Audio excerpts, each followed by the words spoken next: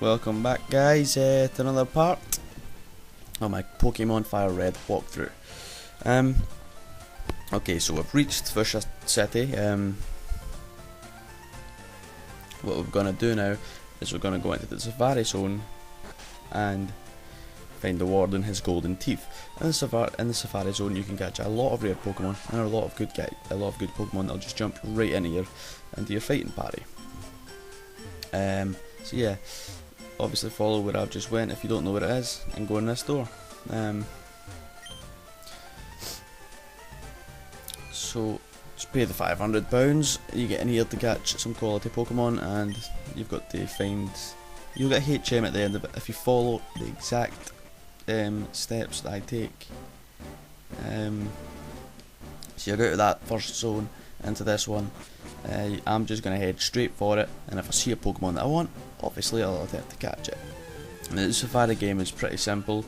You throw bait to keep Pokemon there, but it doesn't make them easier to catch. But you throw a rock, and it weakens a Pokemon slightly, but makes it more likely to run away. And I'll show you that later in this video. But for now, I just want to make some real progress towards the Warden's golden teeth and getting the HM surf. You also get strength from the Warden, so it's 2 HMs, pretty much getting hit at the same time. It's pretty good. The thing is, the only thing that makes this relatively more pressurising and difficult is the fact that you only have something like, I think it's 600 steps to do this. Now you can do it well within that if you know exactly where you're going. Obviously you've got to save as many steps as you can, not being wasteful.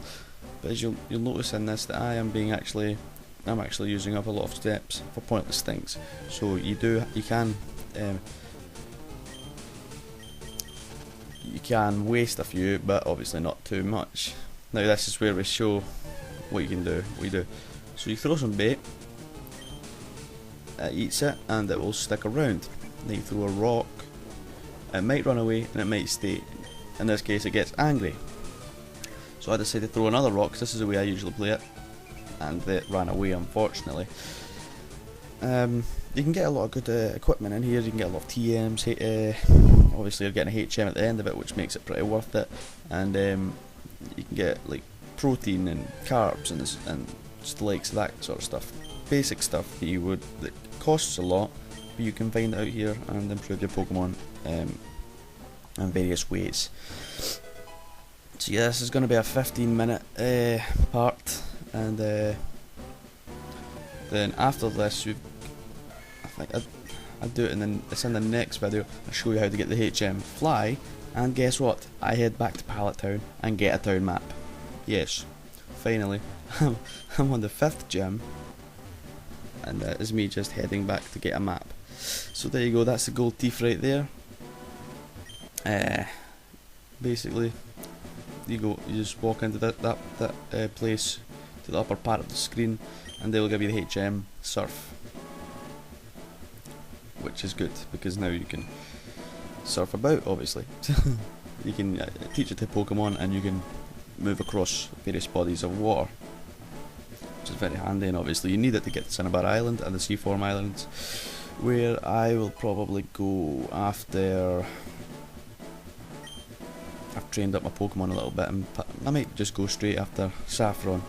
But I actually kind of know where I want to go first. I want to go to the old abandoned power plant after I've done Saffron City. I don't know yet. I might just kind of mix it and match it. I'm not really going to restrict myself to planning. But yeah, anyway, that is you now got the HM, and you've got some free time to yourself to fish and do various other things that you want. Catch a couple of Pokemon. Obviously, come back and catch some Pokemon that you missed. But I've seen a lot of the more common creatures now. I'm really looking forward to seeing Kangaskhans and those kind of Pokemon, because they're extremely rare. Yeah, I caught a Rhyhorn in here too, and a Sea King. which I add to my party.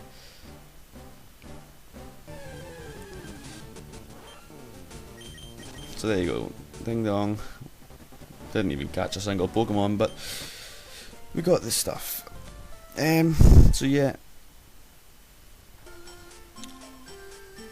Now what we've got to do is defeat Koga, the Fuchsia City gym leader. Oh well, actually before we do that, we should probably head to the warden and give him his teeth. So you give him his gold teeth, and then he gives you another HM, so 2 HMs and then 1 city. So you've got, by now you should have, I think it's 4, somewhere like, something like 4 or 5 HMs. If you move this boulder, you will find a rare candy, which are always pretty good. Yeah, just if you need to pop a Pokemon up another level. But anyway, yeah, as you can see, there's a gym sitting right there. Just pop into the Pokemon Center, and I'll show you the Pokemon that I have in my storage system.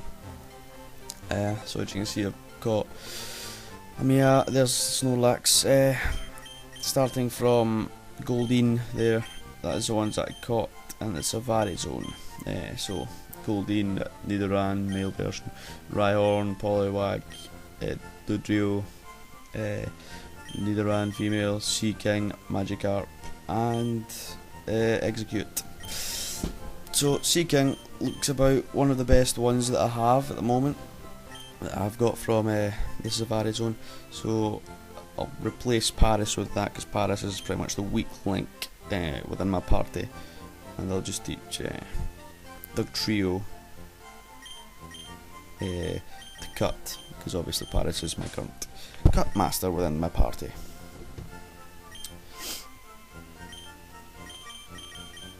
Just looking at that Magikarp there, thinking I could evolve that into a Gyarados if I can get the XP share, but you need to have 50 Pokemon to get an XP share in it, which I obviously haven't, because I've not really been focusing on catching Pokemon. I've been focusing on developing my current party Pokemon, and if I come across a good one, obviously it'll just jump right into the party.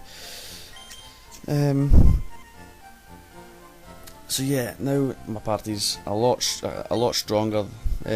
Obviously, because I've got rid of a level 17, I think, level 17 Paris, in return for a level 28 Seaking.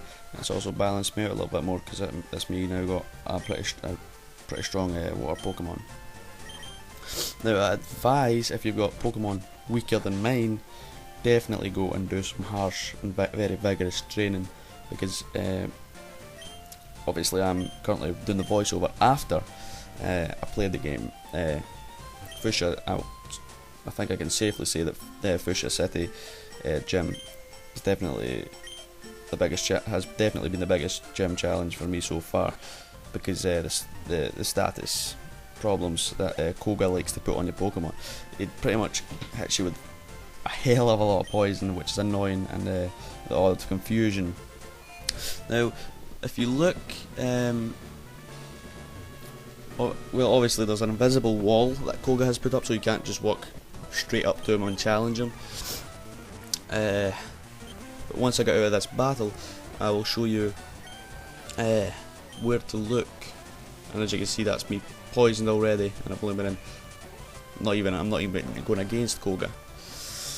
I'm at level 28. My choke is just got absolutely destroyed by that Hypno. But anyway, Charizard, it will be it won't even be a challenge for Charizard.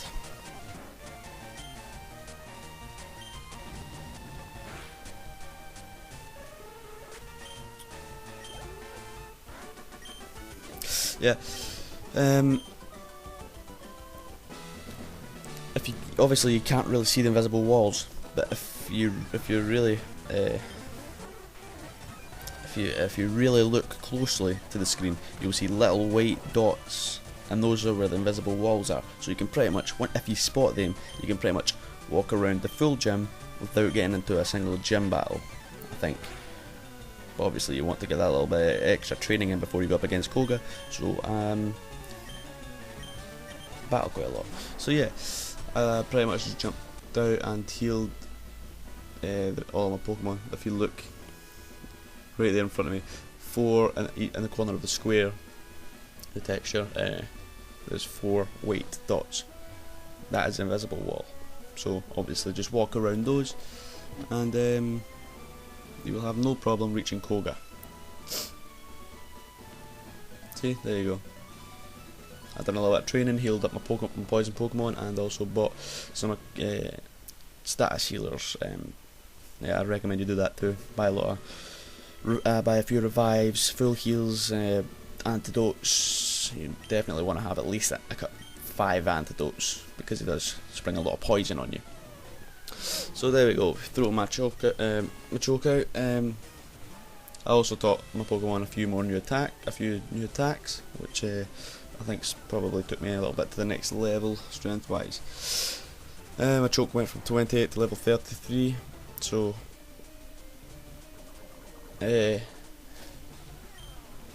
he's improved a good bit.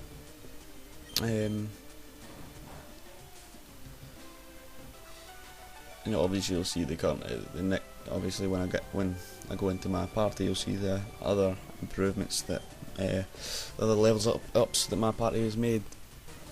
So yeah, you can see I really bought a lot. Paralyze heals 10, max potion I never bought that, super potion 27, revive 10, and a full heal, I think that was 20 that I bought. And then I just get poisoned again, and boom, there's my choke out. My first Pokemon already out. So send Charizard out, and I taught Charizard to turn. This move, the strength of it depends on how much your Pokemon likes you. It will return, obviously, its love for you by beating the crap out of your opponent's Pokemon. So yeah, it's a pretty strong Pokemon, obviously, because Charizard was my starter, and I'm pretty good to my Pokemon, I'd like to think. So there you go, he's sending his Muck out, level 39, so you can definitely see the strength difference compared to the last gym. I'm pretty sure it's something like 31 or something like that. About an 8 level increase, which is pretty steep, I would think, personally. And there you go, that's me got 2 Pokemon out. The Machoke and the Pidgeotto, which was I think level 35. Charizard went up to level 46, and it's a little bit of a bitch here, because obviously its evasiveness has increased because it's using Minimize. So I can't get a return in, so say, you know what, stuff that I've been poisoned, I'm not going to last much longer if I keep using return. So a Flamethrower is little ass. Does a good bad damage, and also leaves him with status problem, burned.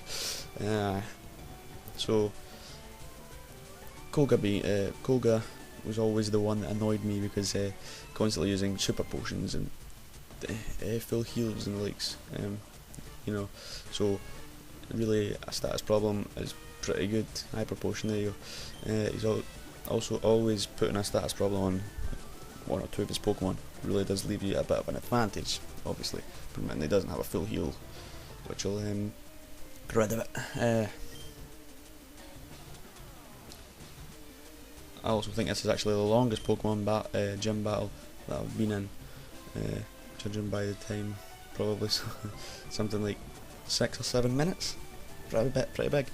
But I suppose I'm not using my speed button as much, so yeah. So battered the trio out there, because obviously it knows ground type attacks, and it's obviously, on top of that, Muck's got burn, so it is getting weaker with every passing turn. So there you go, the trio's poisoned now. It pretty much poisons every single Pokemon you fire out there, the toxic or sludge or something like that, or poison gas or whatever. So yeah, there you go. There's Muck out the way. He's about to use Coughing, and I will change out to Charizard, even though he's badly poisoned and pretty badly hit. So yeah, just blast it with a Flamethrower. Does it stand a chance? No. There's another one of this Pokemon out, and by this point, Koga is pretty much finished.